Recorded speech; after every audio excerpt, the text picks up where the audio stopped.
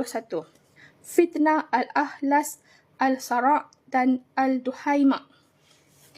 Daripada Abdullah bin Umar radhiyallahu an, katanya, kami sedang duduk di sisi Rasulullah sallallahu alaihi wasallam. Lalu baginda menyebutkan berkenaan fitnah-fitnah. Banyak kali menyebutnya sehingga baginda menyebut tentang fitnah Al-Ahlas. Lalu seseorang bertanya, wahai Rasulullah, apakah fitnah Al-Ahlas itu? Sabdanya, ia adalah fitnah melarikan diri dari peperangan. Kemudian fitnah Al-Sara', asap ni keluar dari bawah tapak kaki seseorang lelaki daripada kalangan ahlul baitku.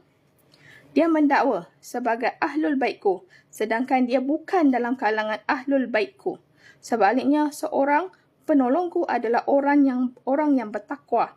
Kemudian manusia bersepakat membaiat seseorang lelaki seperti pangkal peha ke atas tulang rusuk.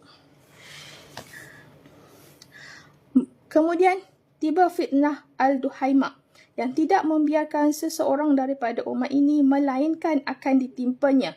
Apabila dikatakan ia telah berakhir, maka ia berterusan. Pada waktu itu, seorang lelaki mukmin pada pagi hari dan kafir pada petangnya, sehinggalah manusia menjadi dua puak besar, yakni puak beriman yang tidak ada kemunafikan padanya dan puak munafik yang tidak ada iman padanya. Apabila perkara tersebut berlaku, maka tunggulah Dajjal muncul pada hari itu atau esoknya. Ta'rikh hadis.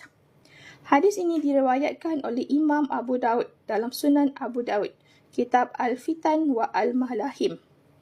Musnad Ahmad juga ada.